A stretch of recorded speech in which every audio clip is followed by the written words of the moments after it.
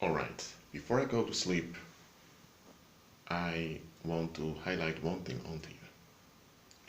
Righteousness is when you are connected to the Holy Spirit. You can have the Holy Spirit in you,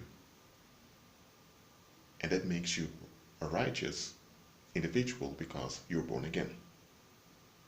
Everyone who's born again is righteous, but it doesn't mean you walk in righteousness. Okay, let me explain it. The Holy Spirit inside of you.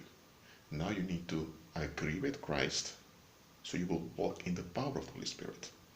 And that connection with the Holy Spirit, by agreeing with Christ, that's righteousness. And when you operate in righteousness, this will work out in a wholesome life. This will work out in a powerful life. And that powerful life is holiness. So holiness is the fruit, is the outworking of the power of the Holy Spirit. And the power of the Holy Spirit isn't just about being kind and pleasant to other people, like Babylon Church teach you.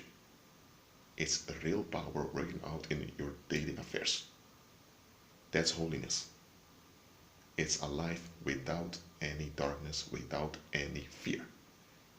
You get what I'm saying here? So there is no fear whatsoever in holiness. Because you're connected to the power. You're connected to the safety. And that connection is righteousness, and operating righteousness works out in holiness. You get what I'm saying here?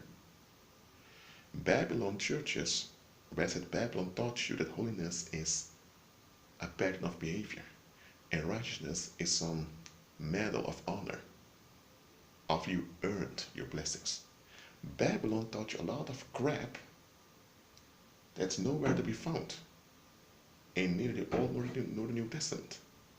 Babylon taught you many things that even without the Old and the New Testament, if you would just use your natural senses, you would realize, hold on a minute, what type of crap is this? So let me repeat it one more time. The connection to the Holy Spirit by agreeing with Christ is righteousness. So it doesn't depend upon your effort. It's not through self-effort. So there's no earning or anything like that. You just agree with Christ, you connect to the Holy Spirit, that's righteousness. When you walk in the power that comes from the Spirit, that outworking is holiness.